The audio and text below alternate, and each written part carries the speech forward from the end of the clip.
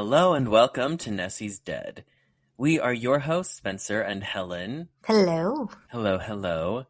And I'm very excited to talk about what I have to talk about. Is that going to be your new intro now? Oh yeah, I said that recently. Yeah, you did. I did. It's okay.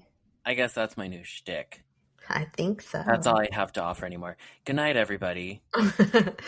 What are we talking about? Because you won't give me any hints. You won't tell me if it's a haunting. You won't tell me if it's a true crime. Like nothing.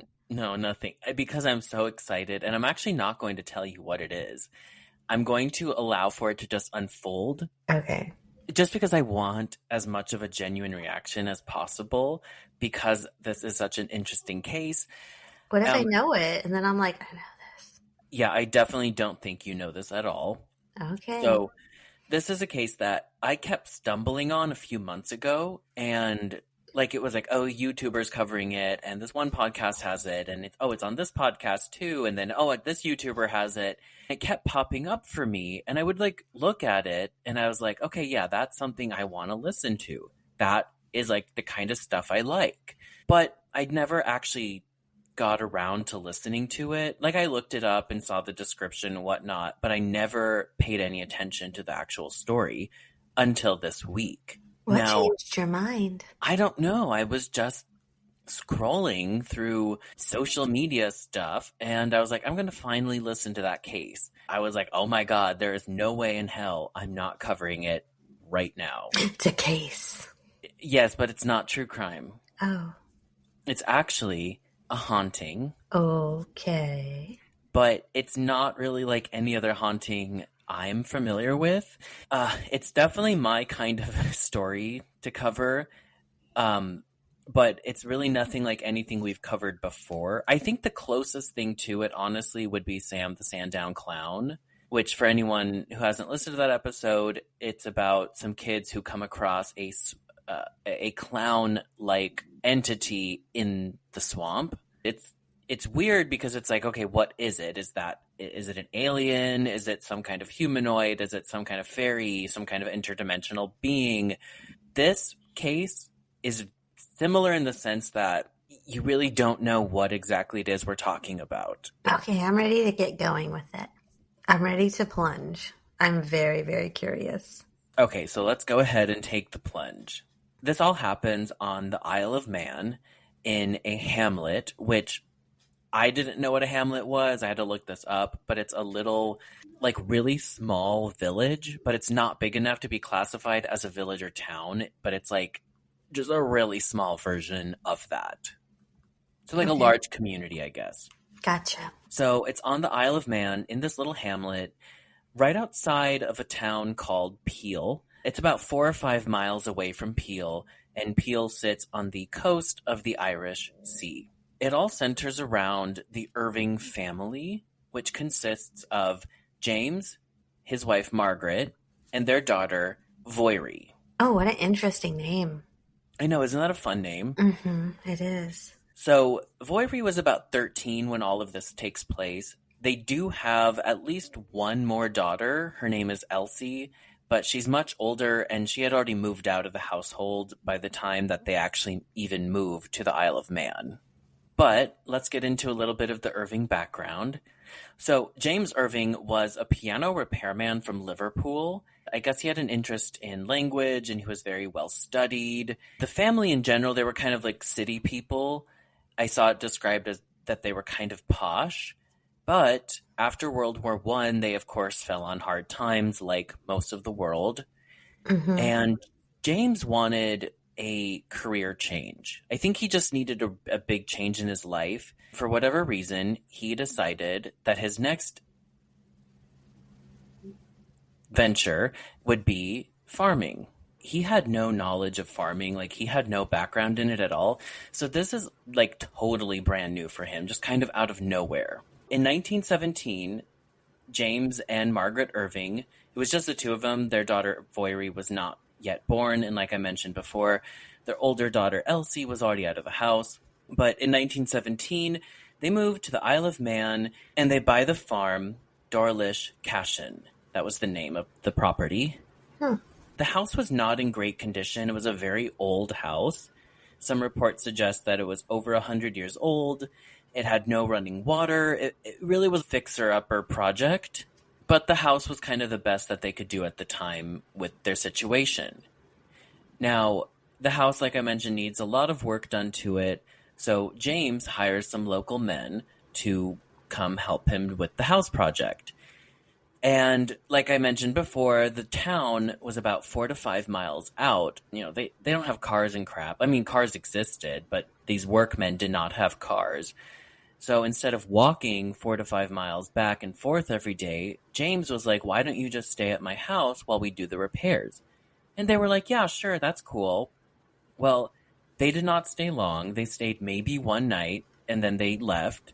They didn't give a reason at first as to why they were quitting and leaving, but they ended up confessing that they were too afraid and they kept hearing weird noises and felt some kind of presence around them at all times and felt like they were being watched. But the family was not at this point? No. Oh. And that was it. Like that in 1917, that was it. And it stays very quiet for quite a while. I find it kind of funny because I feel like we've seen this so many times. A kind of well-to-do family, and they move out from the city to this kind of isolated area in the country. They buy an old big house, but it's a project piece, so they save a little bit of money on it, but there's all this fixer-upper stuff, and the workers come, and then the workers get scared off, and then all of a sudden things go crazy. Like every horror movie's intro.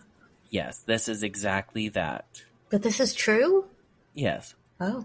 So, by 1918, they welcomed their daughter, Voiri. Things continued to stay very quiet. That is, until 1931, right when Voiri turns 13. That's when things start to get very strange. It all begins, like many hauntings, with some strange sounds, specifically knocking and scratching that was coming from inside the walls. They have rats. Well, that's what they first thought. I guess specifically at first, they heard these noises coming from in the ceiling in Voiri's room. She was kind of freaked out. She tells her parents, and they're like, oh, I'm sure there's like a squirrel or some rats or mice or something that got in the house, and now it's running around in between the walls. Mm-hmm. But her dad, James, he goes to check it out. He can't find anything. He's like, maybe it's nothing. Well, the next few nights, that knocking and scratching sound continues. But now they hear the knocking, they hear the scratching, and then they hear something running around, like a small animal. That kind of just confirms that they have some kind of rodent living between the walls of their house. So it seems kind of normal, right? Mm-hmm. What do they do? Well, he still cannot figure out where it's, like, he can't find it. He's trying to catch this thing. He can't find it in any crawl space, and any time that he hears it, he can't quite pinpoint it exactly. But James was determined to find it and get it out of the walls. He would lay out traps and baits and stuff and poisons. He would even shoot at parts of the wall with his gun. No. Get it? And nothing. This must have been driving them crazy in order to shoot at the walls. Oh, I'm sure. Then the animal starts making more noises. But now it's not just the knocking and scratching and running. It's actual noises coming from an actual animal. But what's really weird is at first it sounds like whatever's in the wall is barking. Like a dog? Like a dog. In the walls. Yeah, and they had a dog. They had a sheepdog named Mona. They noticed that the bark, it was not a very big, pronounced bark, so it would have been like a smaller dog. You could argue, well, they have a dog, but you would see your dog bark. Mm-hmm. You can hear the difference between the dog barking within the house versus within the walls. Yeah, and everybody's dog has like a specific kind of sound to their bark. Yeah, and they would know their own dog's bark. But then the noise in the wall starts to meow as well. So not only did they hear barking coming from within the walls, they could also hear meowing. They have animal ghosts? It's a demon. So this, of course, is incredibly frustrating and incredibly confusing because now not only can they not pinpoint where it is, James can't catch it, but they can't figure out what the hell is in the wall. Yeah. And about a month goes by with the situation, and now it's not just barking and meowing. but they're now hearing what seems to be an imitation of a human baby's cry. Oh no. It's Yeah. time to move. This is where it gets really creepy. I don't think they're necessarily creeped out by this. They're more so just confused. How could they not be? Yeah, if I hear footsteps coming from my neighbors in my apartment, I'm scared. Well, I hear all sorts of creaks and crowns, but if I heard a baby cry, I don't know what I would do, to be honest. It's kind of difficult to say because it's your home where you live and it's not easy to just pack up everything and leave. No, especially when like they just spent the last little bit of their money to invest in this farm with the intention of making money. Yeah. But the family would hear, like they'd hear the animal in the wall bark, and they'd be like, oh, sounds like a dog. And then it would bark again. Then they noticed anything, like any animal they said, it would mimic its noise. So if they said bird, it would start chirping like a bird. Shut up. And they would kind of play with it and be like cat, and it would meow, dog, and it would bark. And it like became a game with this thing. I would, you know what? Let's be honest. I would do that. That's a fun parlor trick. Like Yeah. people are over and you're like, watch. This is my ghost. I'd totally do that.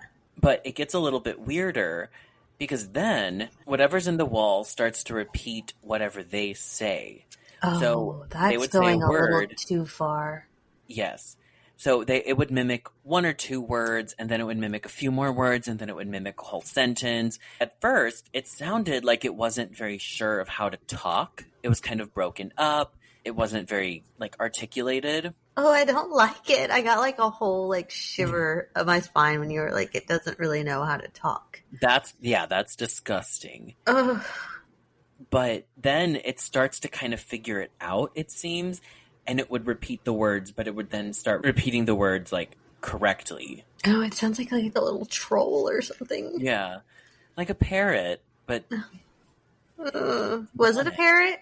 At the end of this, and you're like, it was a macaw the whole time. no. No, that would be great. But the family does note that when it starts talking and repeating their phrases, it was a very high-pitched, shrill kind of voice. Oh.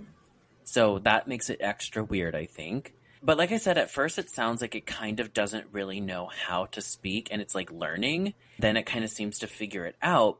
And James actually writes in his journal that he believes it knew how to talk the entire time, but it was pretending like it didn't know how, and as if it was learning to appear more innocent and less creepy. Oh, I can see that. But I don't know. To me, it's a little bit more creepy. Yeah, because if it can just talk right away, it's like a Jim Henson Muppet. Mm-hmm. Whereas if it's learning to talk, it feels almost more real. Yeah. But for whatever reason, their daughter Voiri would actually read nursery rhymes to it. No, she didn't. Yeah, she would read nursery rhymes. I don't know why. And every time she read it, it would repeat each line back to her. Ugh. Which I find disgusting. I do too. But they end up after like a month or a few months, they get used to it. And it kind of just becomes this weird, kind of like you said, like a parlor trick almost, this thing in their walls. And they really believed it was just some animal that was like learning to talk. Kind of like, like a parrot can mimic, or a husky can kind of mimic some words sometimes. Blue jays can talk. You can teach them. Oh, gross. Maybe crows can. Yeah. And some cats, sometimes they can mimic words through meowing. So I think that's what the Irvings thought at first, thinking that it was just like a little more advanced. But after a while, it doesn't just mimic, it actually talks to them and like can carry on full conversations. And it introduces itself as a mongoose named Gef. Gef? Yeah, spelt G-E-F. All I can think is my name's Gef. I don't know what that is. Oh my god. Never mind. Okay. And it's interesting because we actually had someone suggest this case to us, a listener. You told me a few days ago that this case was suggested to us. Oh yeah, the talking And I mongoose. didn't say anything because I was like, I'm literally working on that right now. Oh my gosh, how crazy. Yeah, So no, it synced up and we were meant to be talking about Gef the Mongoose. that's so, I'm glad I didn't ever look into it or anything. Me too, because this is wild. Okay, let's keep it going then. We'll have to shout out to, let's Yeah, see. I was going to ask if you could find their name. Yeah, we'll shout out from our YouTube comment to Wesley Stewart 19N. So thank you. Thank you, Wesley Stewart 19N. Mm-hmm. We are in sync with you. But back to the case. Gef, the talking mongoose, actually said, quote, I will split the atom. I am the fifth dimension. I am the eighth wonder of the world. Ew. Yeah. He then explains that he's, quote, a freak, and that he, even though he's a mongoose, he has human hands and human feet. I would be like, you need to show yourself. Get I'd out be them like, walls. you need to get out the walls and get out of this house. Get out them walls. I would have lured it out. I've been like, well, have you ever tried cheese, Gef? Because it's going to blow your mind. They tried all of that. And Oh, nothing did worked. they? I mean, not specifically a cheese, but That's where their downfall was. yeah, that's why it never worked. Yeah. So they don't officially fully see him at any point, really. And we'll kind of get into some of that. But they had these holes and cracks throughout the walls. They would see his hands stick out sometimes. And they were little No. like human hands with only 3 fingers. I hate it so much. Do you? Yes. It feels very like 80s horror. Like It does. a cheap 80s horror, like the bad animatronic monsters that were very Uh-huh. 80s. Like what we were talking about earlier today with Killer Clowns. Uh-huh. It feels like that kind of puppeteer work would create the perfect Gef the Mongoose. Yeah, it does. But he also said, quote, if you saw me, you would faint. You'd be petrified, mummified, turned into stone or a pillar of salt. Because it's so ugly or because it's got like powers or something, you think? I don't know. I mean, I guess because it sort of seems like a normal mongoose visually, just with 3-fingered human hands and feet. Very normal mongoose. But Voiry and James, they do claim to have seen him briefly. It was kind of dark, but they did see him scatter by at one point. They they explained that he was about the size of 3 rats and had yellowish orange fur. Okay. These This kind of reminds me of covering Annabelle when the Raggedy Ann doll tried to kill that guy.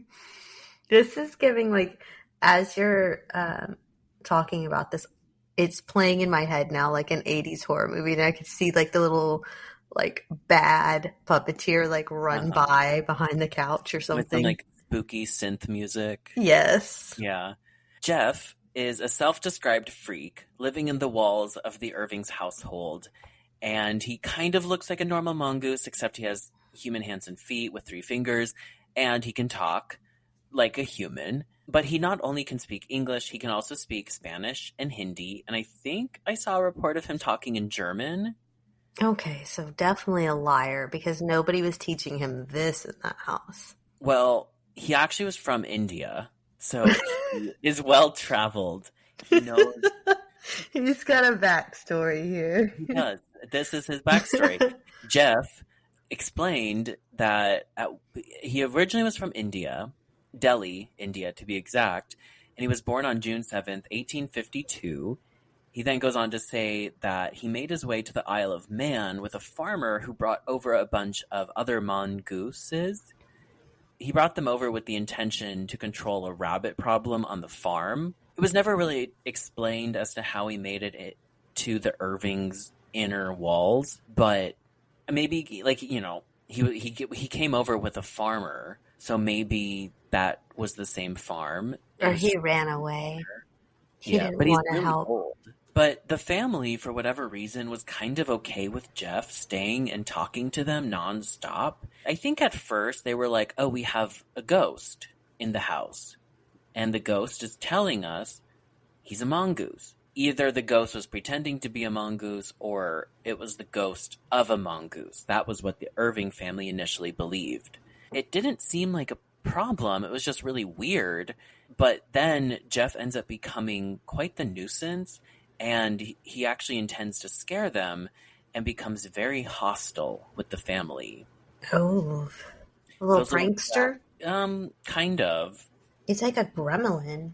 Yeah, he's scary. He's a mogwai. Aren't those? But that's when they're cute. Yeah, but you Oh, can they have have the like the bad human ones. hands, Is kind this of, where don't we they? get the movie Gremlins from? Another movie reference. This is very Gremlins, like when they have like when Gizmo like pops out the little balls of fur, and then like Yeah. some of them are bad and mischief and goofy. Yeah, Mm, that's the worst part of that movie. I love it. I love the rest of it. I love all of it. Well, maybe you'll love all of Gef. No, I don't like Jeff. So, you know those holes in the wall that I talked about? Yeah. So not only did he stick his little three-fingered human hands through them, he would also spit and throw Ew. rocks and needles at the Irving family through those little holes. Then James started finding little puddles of liquid around the house, and he realized that this was actually Jeff's urine. He's just peeing all over the house now. Yes. I could picture him just like peeing through the little holes in the wall. Yeah.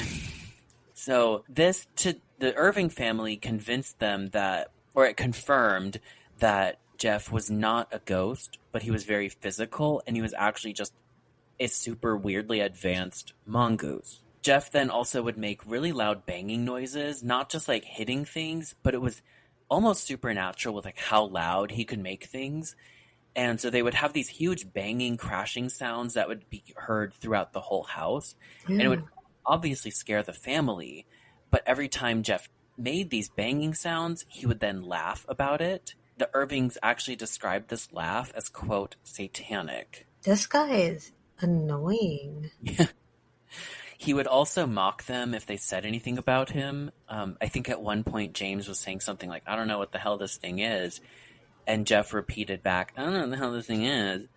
And he would make fun of James. This is awful. Yeah. It reminds me of like the Labyrinth for some reason. Oh, yeah. A little bit, yeah. Like a little creature from the labyrinth running through your Mhm. walls.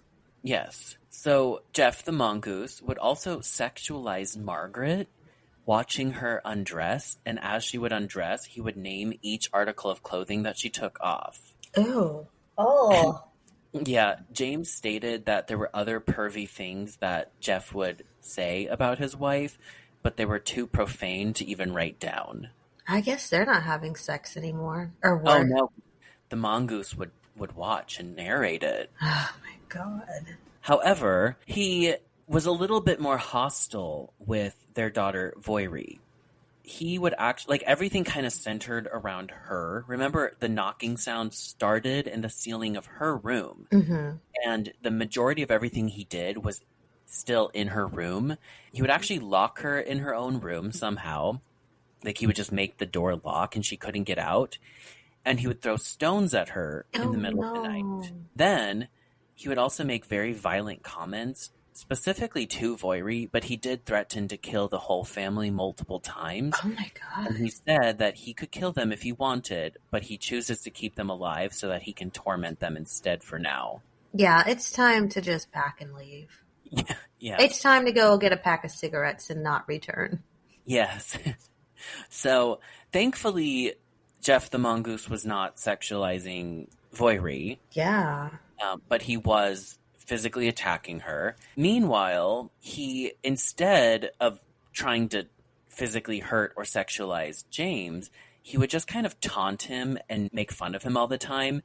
He would consistently call him a bastard and mock his Christianity. And in the middle of the night, for instance, if James got up, Gef would yell at him to lay back down. But remember, all of this is in like a tiny little high-pitched voice. Ew.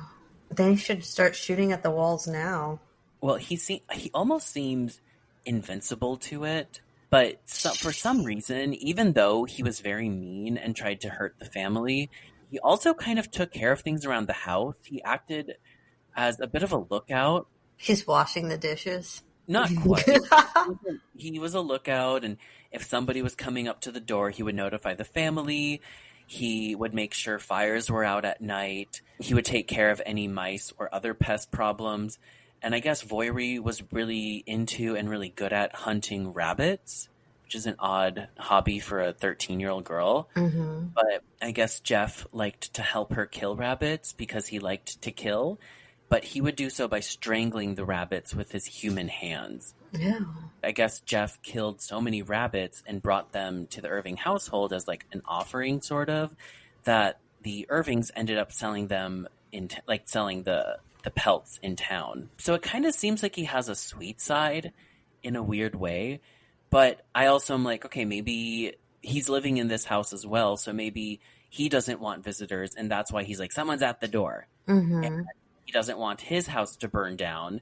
So he's like making sure the fires are out. Mm-hmm. And maybe he's taking care of the pest problem because he likes to kill, as we have seen with the rabbits. Maybe he's eating them too. Oh, the mice, yeah. Mm-hmm. But even though it seems like he's kind of helping them out a little bit around the house, he did prefer to scare and torture them. At one point, he kind of takes back the fact that he's a mongoose, and he's like, I'm not actually a mongoose. I'm just a ghost in the shape of a mongoose. But not very believable at this point, Gef. No. Now, it's actually, I have to just note really quick, when he first introduced himself to the family, he was not Gef, but actually Jack, the mongoose. But that didn't last super long, and he ended up being like, no, call me Gef, and it's spelled Gef. So I just had to throw that little piece in there. But James, after quite a while of this happening, James has had quite enough, and he decides to set out a trap with poison in the middle of the night. Later in the evening, that night, the Irvings wake up to Gef screaming. It's coming from the crawl space. So the screaming continues for a little while, and they assume that he took the bait, ate the poison, and is crying out in pain. Once the screams stop, James peeks into the crawl space where the scream was coming from, and nothing is there. Then Gef is gone, but only for the next 2 days. So for those 2 days, they assumed that they took care of it, they got rid of him, but then in the middle of the night, 2 days later, they're woken up again to the sound of Gef screaming. And it turns out that Gef was just screaming to taunt them because he was pissed off that James tried to poison him. He would know what they were doing. He's probably watching all the time. He is. There's no way they would get away with poisoning Gef. No, definitely not. That was stupid of them, because now, like, they're in danger. Yeah, I would be afraid. I would be like, well, he's going to retaliate and poison me. But at this point, it had been several months of Gef's haunting. Word of the talking mongoose started to spread around town. James was actually the one talking about it. Margaret and Voiry, they did not want to talk about it. They thought it was too creepy. They thought it was too weird. And they didn't want to say too much before they really understood what was happening. So James was really the only one talking about it, and he would tell pretty much anyone that would listen because he thought it was just too crazy to not share. But it wasn't just the story of Gef spreading around town. Gef himself was also getting around at this time. He's just running around town now? Yeah, so apparently he would slip out of the Irving's home and eavesdrop in other people's houses and on the bus, get a bunch of information, and then go back to the Irving's house and tell them all of the town gossip. What? Now, the Irvings would end up having information about people in town that they wouldn't have been able to have. Ooh, I do like that part, though. Like weird little details because Gef was spying on people. I like that. I don't know what it was about the buses, but he specifically liked to target the bus drivers. They both believed in Gef, and later on, interviewers actually speak to them, and they were like, yeah, Gef was real. He would steal my sandwich. Gef the sandwich stealer. Mm-hmm. The sandwich stealing mongoose. That's what we're going to title this. Okay. So it's also interesting because Gef wanted people to know about him, but he didn't like when they talked about him without him first consenting to it. So he was kind of confusing to understand because he's like, you have to believe in me. I want you to talk about me, but only if I bring it up first. Hmm. He would actually use his eavesdropping as, like, he would be vindictive with it. At one point, one of the nearby farmers was in his house talking and was like, oh, I'm sure that Gef is not real. Voiri, the daughter, is just a ventriloquist and she's faking the entire thing. Well, apparently Gef was eavesdropping on this conversation. He returns back to the Irving's household and tells them and was like, don't worry, I'll take care of him. I'm going to kill his livestock. Well, Mm-mm. the next day, his livestock goes missing. Do we know what kind? Turkey. Turkeys. Is that considered livestock? I think so, yeah. If they're, Yeah. If they're being raised on a farm. We'll say they are. Yeah. Today they turkey are. Livestock. So his vindictive side was still there, but it kind of seems like it's transitioning into not trying to attack the family, but to instead protect them. Now, he was still attacking them. Like, he was still very vulgar. He was constantly swearing and just like randomly yelling swear words around the house. He was still taunting and bullying them, but he wasn't hurting them or really doing anything to try to scare them at this point. It really kind of seemed like now he was just a nuisance that did care about the family because of this whole story with Gef. Voiri, who was already a very quiet, very shy, kind of reserved girl, she's starting to get bullied in town, especially at school, because her family is the family with the haunted mongoose house. This was really hard for her. She hated it. She hated the attention. I would too. Yeah, and it's not like a cool thing. It's not like, yeah, my house is haunted. It's like, my house is haunted with a mongoose that can talk, that swears, and has hands. Honestly, that to me is actually cooler, but I'm sure that's a lot harder to deal with than a normal ghost.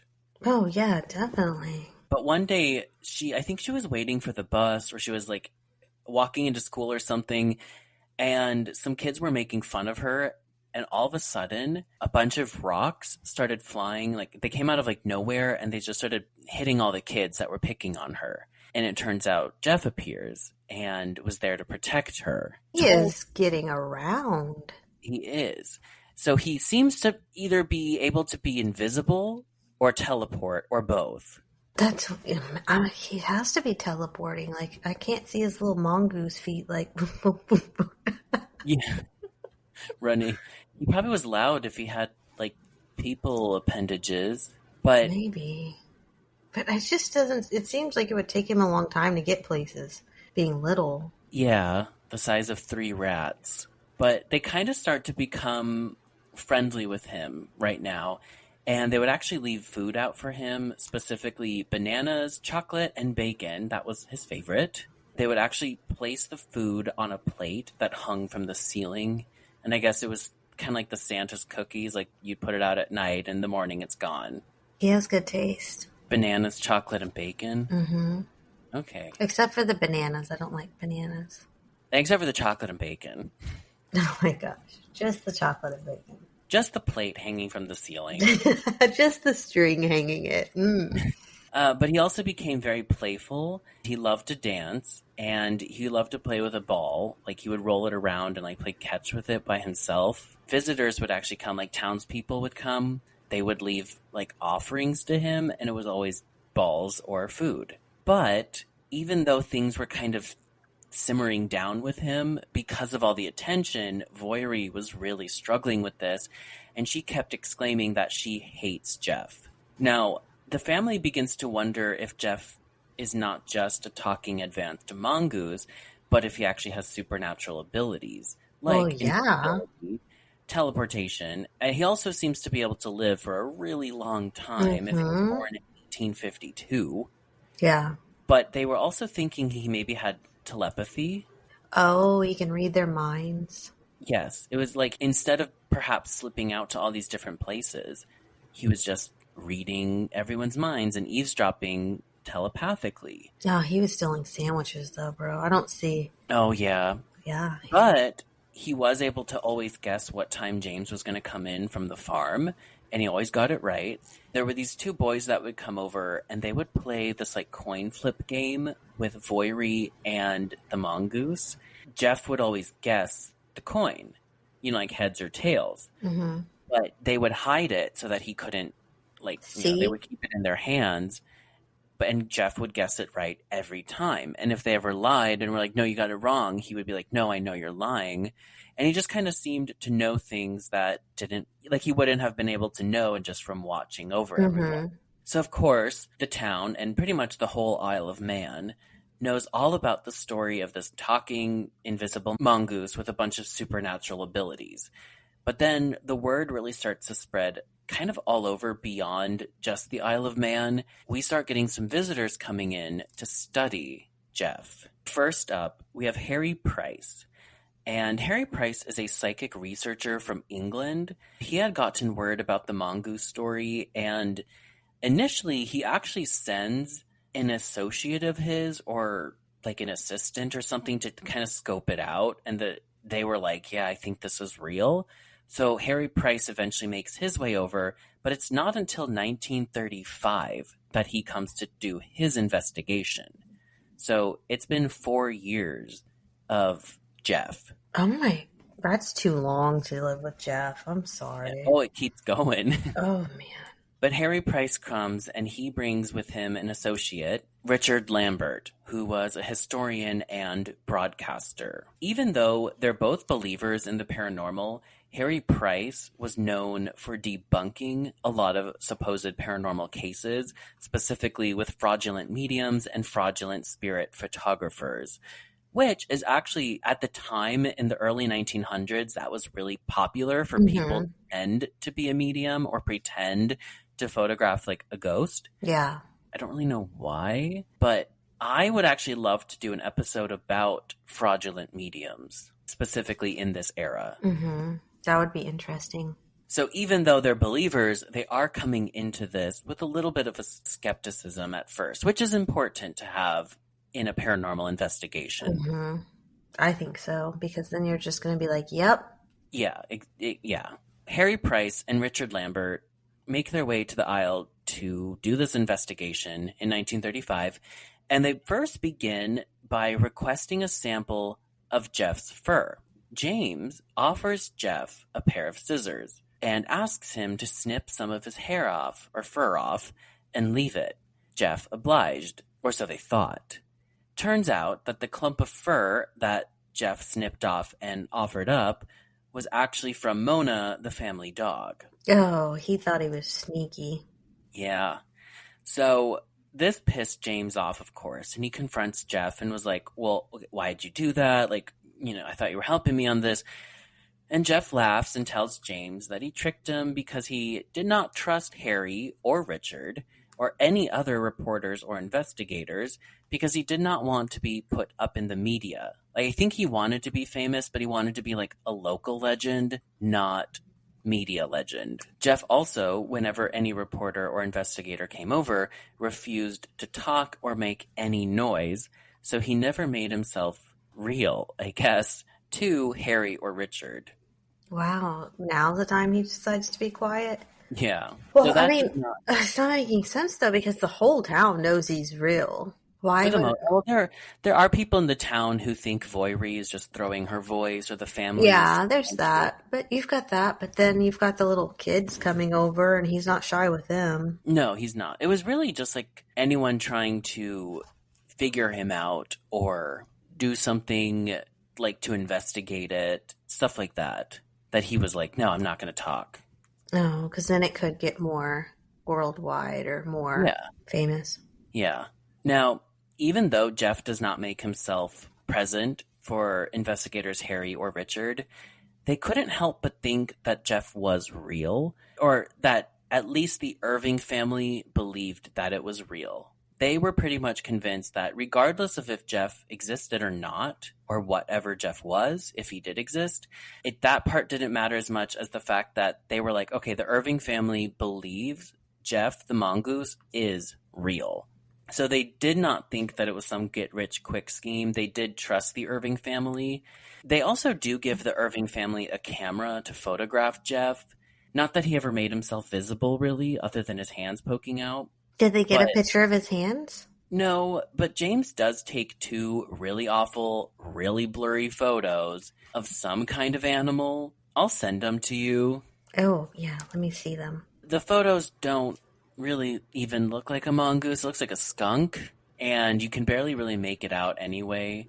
It looks And like a puppet. yeah, or it looks very fake. Is this Just, supposed to be like his whole body? He's just out and about, chilling I on, guess, yeah, on a so they never fence? see him. They can't see him. But for a photo, he just is like, yeah, sure. This is weird.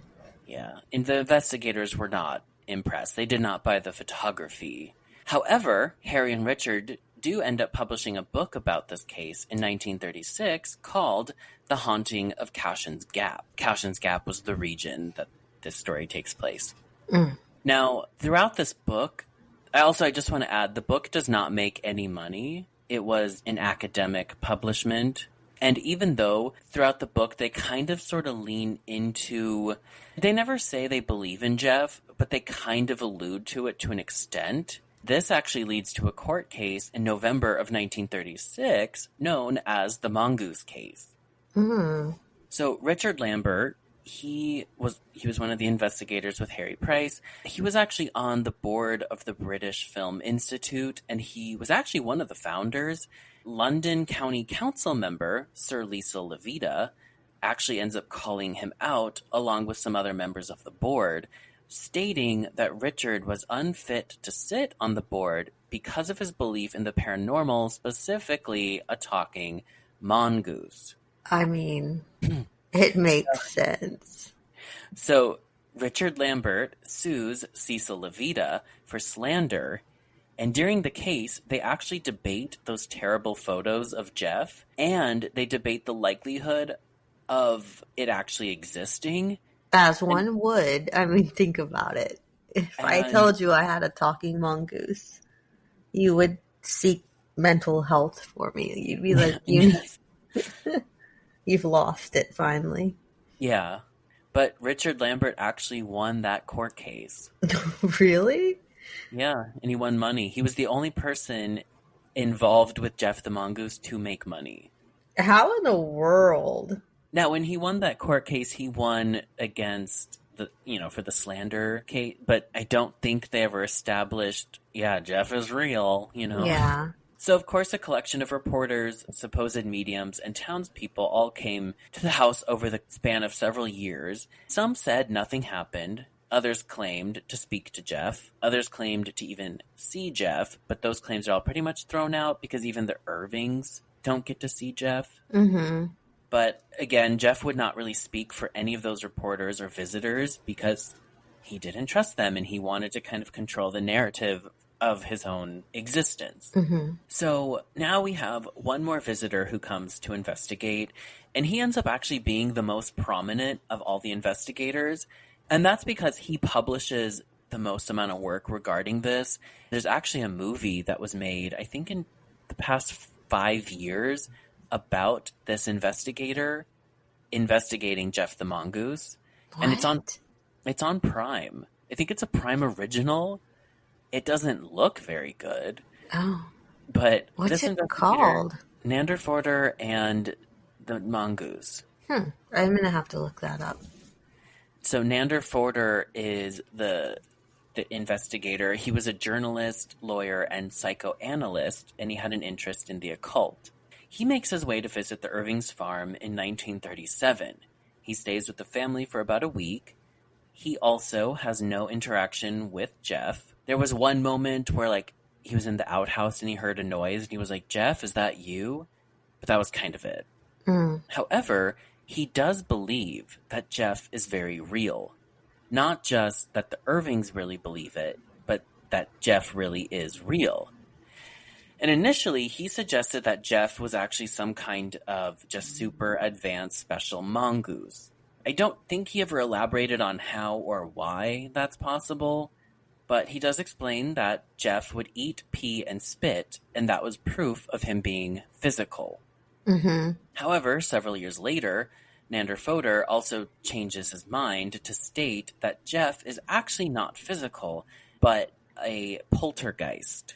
A Now, pissing poltergeist. yes. So remember in the beginning of the episode when Jeff kind of introduces himself, he said that he was from the fifth dimension. Mm-hmm. So that kind of connects back to this. A poltergeist is not to be confused with a ghost. A Mm-mm. ghost is the spirit of someone who has passed and that energy is trapped here, like their spirit is trapped here. A poltergeist is a manifestation of energy that kind of forms to create an entity. It's usually, well, pretty much always based off of some kind of negative or toxic energy. It's usually from your subconscious, and a lot of the times it's a collective formation of multiple people in the household. Mm-hmm. And a poltergeist usually has more energy than a ghost. Like a ghost can do a few things, but a poltergeist is like a little more big and grand. Like they have these big bursts of energy that are going to make things explode or fly across the room. Mm-hmm. They're going to cause electricity to go haywire. Poltergeists are also kind of known to start when somebody reaches like a teenage age or something, is when, Yes. and she And was 13. yeah, it was right when she turned 13, and it all centered around her at first. Mm-hmm. And we'll get back to the poltergeist discussion in a little bit. Okay. But Fodor believes that this poltergeist was brought on by James's subconscious, and that's why it would make fun of him. This is because James felt so much shame in having hit financial hard times, and he moves the family to this isolated island, becomes a farmer, and the farm never takes off, never makes any money, and he knows his wife and daughter are miserable. You know, Margaret's probably like, oh God, I'm trapped in this awful goat farm. Yeah. And James is like, oh my God, what did I do? Like, maybe this was a mistake. I'm not providing for my family. And then Voiry's a teenager and she's probably all depressed and like anxious and like, what's going on? I'm just in an isolated farm. Mm-hmm. And there were some accounts of the house being haunted by its original owner from like a long time ago. But Maybe I that's what the workers saw at first. maybe. And maybe there was some kind of energy on this land that created some kind of, I don't know, something or other that led to the poltergeist. I don't know. Why is it a mongoose, though? I don't know. But I guess now we're starting to theorize too much. But from here, not much changes. Other than Voiry moves out. She's now an adult. And Yeah, I would have got the hell out of there fast. yeah, she moves out by 1940. And after she leaves, Jeff sort of weakens. She does remain present. Like she comes every once in a while, like every other week or something, to come check in and hang out with the family. Mm-hmm. But Jeff overall got much more quiet and less active.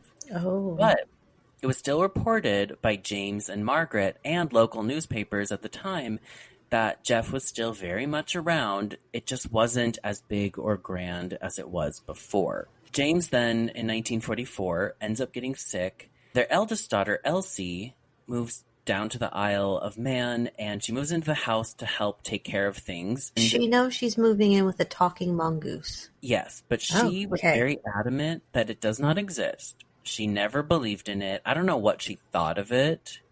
Like if she thought her family was crazy or Yeah, I would have. hoaxing. But she was very like, that's not real. While she was in the house for the few months to a year that she was there, Jeff was not active at all. Completely gone. Which made her And probably be like, see, well, yeah, you she was very like, crazies. yeah, that was nothing, like, whatever. James ends up dying by August 1945 with his family by his side. And as he's dying, taking his last breaths, on the mantle, all of a sudden, a little brush, like, sits up by itself and begins sweeping side to side with no one holding it up. It's the mongoose, Jeff. Yes. So once James takes his last breath and passes, the brush stops and falls. And the family, including Elsie, was sitting there and they saw that. And Elsie does not deny what she saw. She believes that she saw something weird. And Margaret was adamant that that was Jeff saying goodbye. Now, what happens after he dies? Do they still have mongoose activity, or did it No, disappear completely? it was, I think, pretty much gone. But Margaret finally sells the house, which was a struggle because no one wanted the haunted mongoose house. Yeah, I can 100% see why. The next owner moves in and then moves out really fast, like almost immediately, but we don't know why. Some do theorize that perhaps he experienced some kind of haunting as well, but we can't be sure. Then the next owner reportedly catches and kills a mongoose on the property. Gef. But believers stated that in the photo of him holding up the dead mongoose, it doesn't really look the way Gef was described or the way Gef described himself, and they don't think that was actually Gef. Okay. The house ends up being torn down in the early 70s. The whole story of Gef kind of dies down, like, a lot. Voiri does do one interview in her adult years. Now, she got a ton of offers and a ton of money she was offered a ton of money to publicly talk about Gef. You know, like, tell us the real story. We want to know the truth. She always said no. She was always like, no, I don't want to talk about this. I don't want to be famous. I don't like this. But she does that one interview in the 1970s. I think she's like in her late 50s or early 60s at that point. She was asked if she was really just a ventriloquist this whole time and made Gef up. She said no.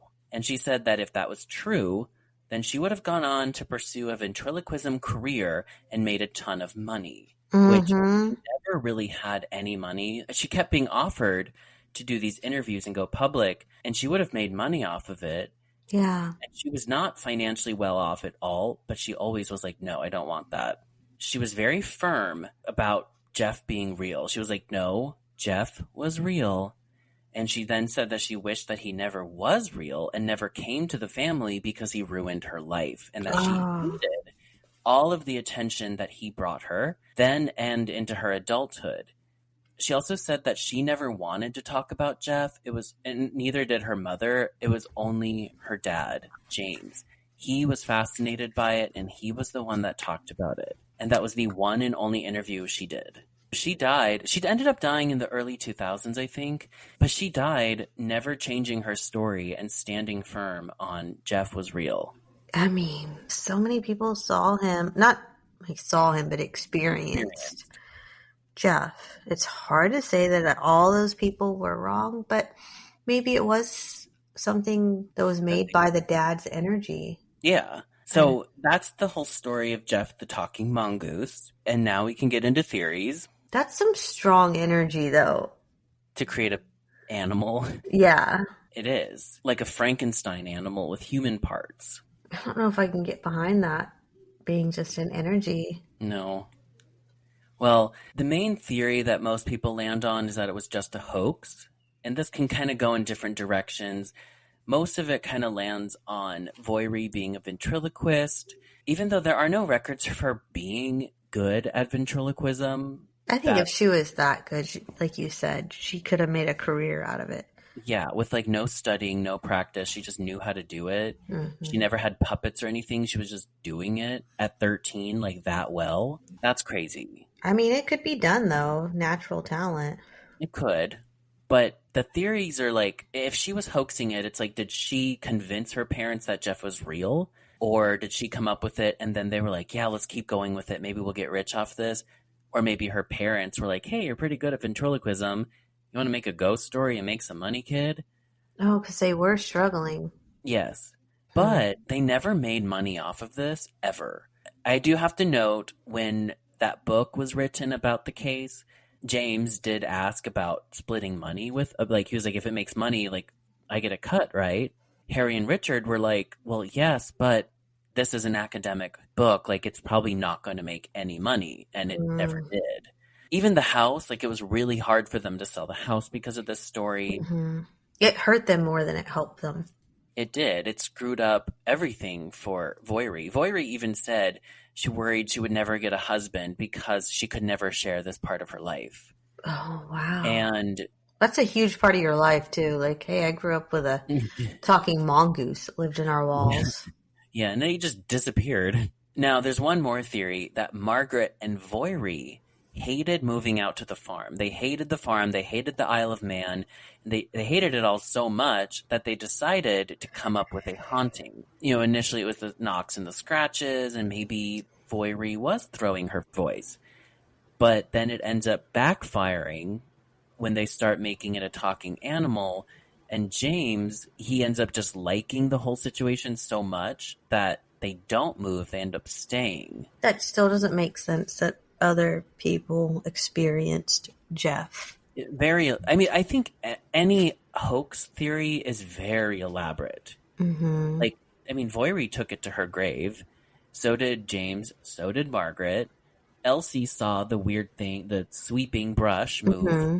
And why, when they realized that it wasn't taking off, why did they keep it up? It's so hard not to say it's a hoax because it's so outlandish. But there's no reasoning to why you would keep going with a hoax for so long and on your deathbed not be like, yeah, it was a hoax. Like, what do you have to lose at that point? Exactly. Now, another theory was that it was just they were all mentally ill and experiencing schizophrenia. And there are cases of people who experience the same delusions and whatnot, but that's not common, and it wouldn't be this like exact. It'd have to be everybody in the community that experienced Gef. Yeah, I don't think the mental illness thing makes sense unless maybe James was mentally ill and he convinced his family that it was real, but like how would he have convinced them that it was real? I don't know. So of course then we have some kind of interdimensional creature, kind of like the way you and I see Sasquatch. We have the ghost of a mongoose. I don't buy the ghost thing. No, not at all. A demon. Yeah. A fairy. Could be. Isle of Man. We're in the Fae country. I'm going more towards interdimensional little creature. I'm going more towards poltergeist. Really? You think so? Yes. And I think maybe it wasn't appearing at first as a mongoose. Like maybe the poltergeist came because they never actually saw the mongoose. It only said, I'm a mongoose. Maybe James had a nightmare because the poltergeist could deliver nightmares. And maybe the poltergeist came as a mongoose and he told someone, and then they were like, you have a haunted mongoose? Maybe he was like, yeah, kinda, and never really corrected anyone and just kind of ran with it. I don't know if I can buy a poltergeist being that strong of an entity. I just can't. I mean, if Ed and Lorraine Warren got involved on this case, I would have been like, nope, nothing happened. But I don't know, I guess considering the fact that they're not involved. They would have been like, demon. Yeah, but I will say, this was in the era of the fraudulent psychics, fraudulent spirit photography, fraudulent seances. Kind of like the 1970s were the era of fraudulent haunted houses. So maybe it was a hoax, just a really strange, elaborate one with a family that had nothing to do on a failing farm. Possible. It 100% sounds like it would be a hoax. It's just talking mongoose, for God's sake. If Voiri, as an older lady, wasn't like, it was real and I hated it. If it wasn't for that, I would be like, case closed. It's fake. That's the thing that kind of, I'm like, well, that's weird. That is really weird to take it on that long. Like, you're already old. Like, what? Did she live there for the rest of her life on that isle, or did she leave? No, I think she moved to England. Then what does it matter? I don't see why she would keep up the charade. There's no purpose for her to keep up a charade like that for that long. The poltergeist would have been connected mostly to Voiri and James. Well, when Voiri moved out, it kind of fizzled away and got weaker. And then when James got sick, it kind of just went away and then was officially gone once he was dead. Well, you did have that person that moved out of the house really fast. Yeah, but maybe the house had no running water, I think, and it was like a fixer-upper the whole time. So maybe it just sucked. Maybe it just feeds off specific people's energy for as long as it can until somebody else comes along. Yeah, we can't tell now because the house is gone. Yeah. The property is still there, but now, it would be hard to find. So we have a Nessie's Dead field trip to Isle of Man. Build a shack on it and see if a mongoose starts appearing in the shack. We could go camping there on the property. It'd be really cold. Is it cold there? Mm-hmm. Never mind. I don't like the cold. I don't really. I could go more with interdimensional being that was feeding off of their energy, Okay. like maybe like an energy vampire, but But not. mongoose. But a mongoose energy vampire. But this is getting out of control. Um, This is like the writers of Killer Clowns. this is. I don't know. I'm. I want this to be made into a slasher and I want to star in it. Do you want to be the mongoose? No, I'm James or Rory or something. I'll be the mongoose. Or it's the sequel. Gef the Mongoose Returns. Return of the mongoose. Mm-hmm. This one's wild. I'm Do you see surprised. how it's kind of similar to Sam the Sandown Clown? Yeah. Only because it's so like Outlandish. So yeah, it's like what? It's like I kind of believe it, but why? And what exactly is this? Uh-huh. I'm surprised they didn't make like a cheesy 80s movie about this, unless that's what There's a song Gremlins. about it. Can you play it for us? I don't know who it's by. Lemon Love or something. I don't know it actually. Maybe that's the song we'll use in the video. Maybe. Well, what the hell? This is what I'm going to be thinking about for quite some time. Maybe for the rest of my life.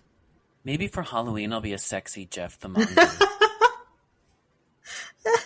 Yeah, then you'd have to explain. No. No.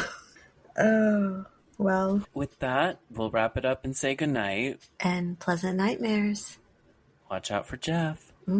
Bye.